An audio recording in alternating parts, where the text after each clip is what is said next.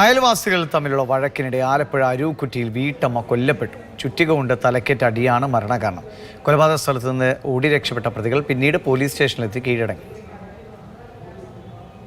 അരൂക്കുറ്റി പഞ്ചായത്തിലെ 1-ാം വാർഡിൽ താമസിക്കുന്ന വനജയാണ് കൊല്ലപ്പെട്ടത്.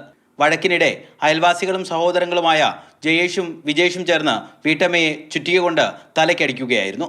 അയൽവീട്ടുകാർ തമ്മിൽ വഴക്ക് പതിവാണ്. ജയേഷിന്റെയും വിജേഷിന്റെയും അച്ഛൻ വനജയുടെ വീട്ടിലേക്ക് എത്തി നോക്കിയെന്ന പരാതിയിൽ 6 മാസം മുൻപ് പോലീസ് കേസെടുത്തിരുന്നു.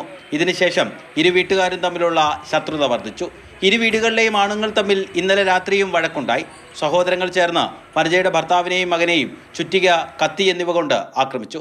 തടസ്സം പിടിക്കാൻ എത്തിയപ്പോഴാണ് വനജയ്ക്ക് അടിയേറ്റത്. ബോധരഹിതയായി നിലത്ത് വീണ വീട്ടമ്മയെ വേഗം തന്നെ എറണാകുളത്തെ സ്വകാര്യ ആശുപത്രിയിൽ എത്തിച്ചെങ്കിലും ജീവൻ രക്ഷിക്കാനായില്ല. സ്ഥലത്ത് നിന്ന് ഓടി രക്ഷപ്പെട്ട സഹോദരങ്ങൾ ഉച്ചയ്ക്ക് ശേഷം പൂച്ചാക്കൽ പോലീസ് സ്റ്റേഷനിൽ കീഴടങ്ങി. ജയേഷിനും വിജേഷിനുമെതിരെ കൊലപാതക കുറ്റമാണ് ചുമത്തിയിട്ടുള്ളത്. കൊല്ലപ്പെട്ട വീട്ടമ്മയുടെ കുടുംബത്തിനെതിരെയും പോലീസ് കേസെടുത്തു. സംഘർഷത്തിൽ പരിക്കേറ്റ വനജയുടെ ഭർത്താവും മകനും ചേർത്തല താലൂക്ക് ആശുപത്രിയിൽ ചികിത്സയിലാണ്. മാതൃഭൂമി ന്യൂസ്, ആലപ്പുഴ.